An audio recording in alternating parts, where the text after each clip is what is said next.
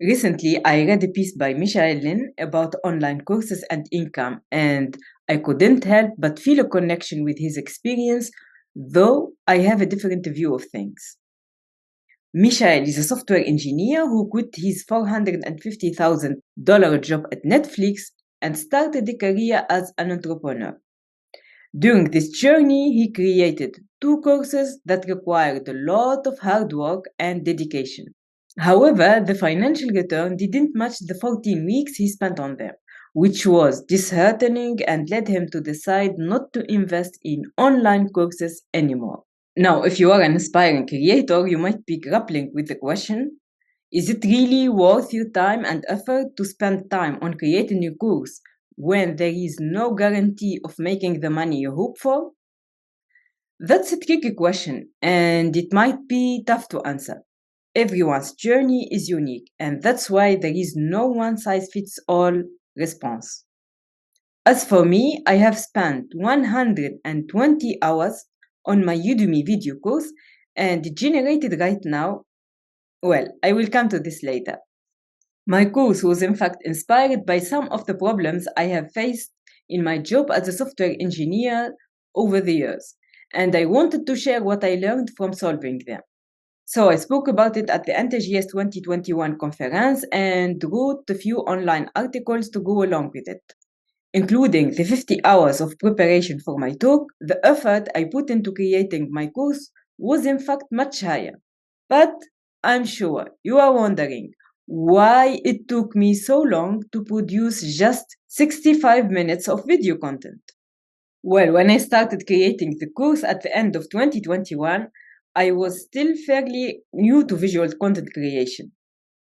The camera and I weren't exactly the best of friends yet. Whenever I had to turn it on in a meeting, I was pretty uncomfortable. Plus, I had to work on my articulation, voice tone, and digital body language. When it comes to creating videos, there are quite a few more steps involved compared to writing articles.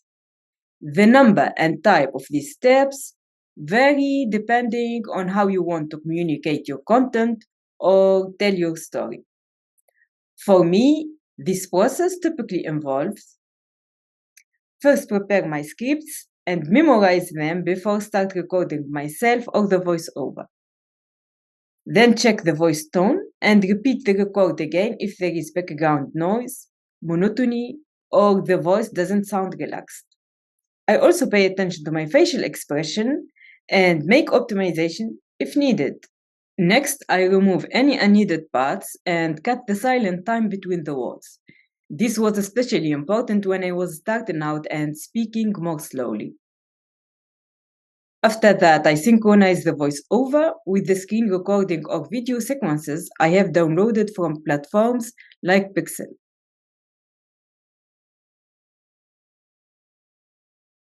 Lastly, I often add some images to the videos to make the content more engaging or hide some parts of my screen.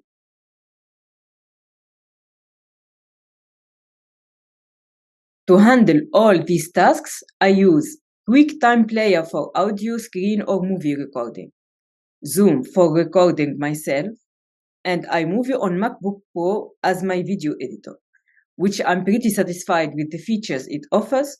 The only downside is that it's a bit tricky to add multiple images to a video sequence at the same time.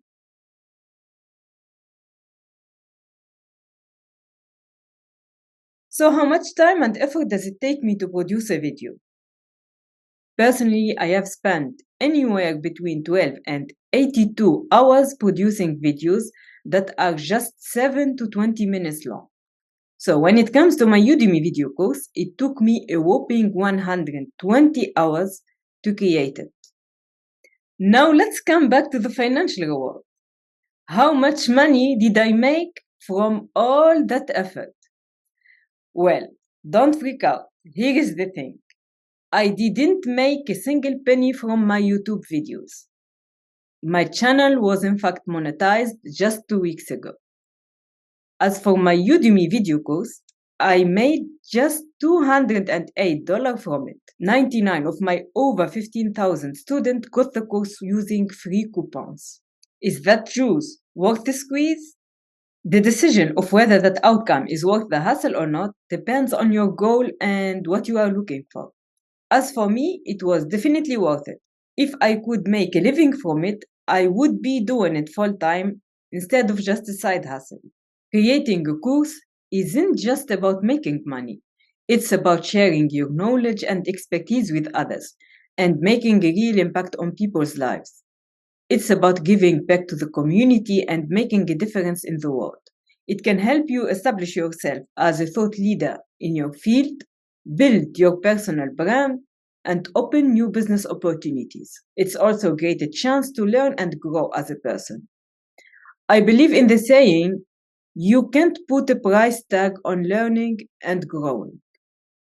And I'm proud of the steps I have taken to embrace my struggles and push myself forward.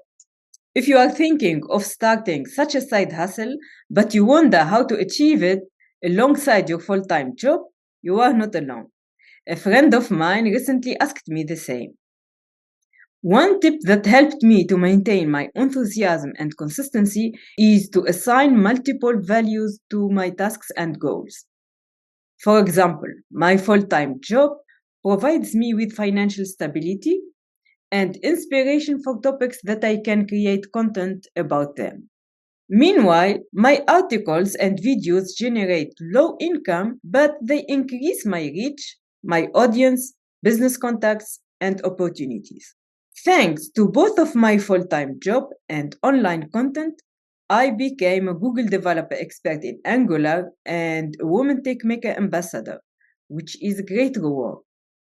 In the end, it's all about finding the silver lining and making the most of every opportunity that comes your way. With some planning, creativity, and dedication, you can build a fulfilling online side hustle alongside your full-time job. In short, crafting your own path by creating online content may not be always easy. Yet, if you don't let your fear of the financial return hold you back and focus on the bigger picture and all the ways this journey can benefit you and others, the reward will be well worth the effort.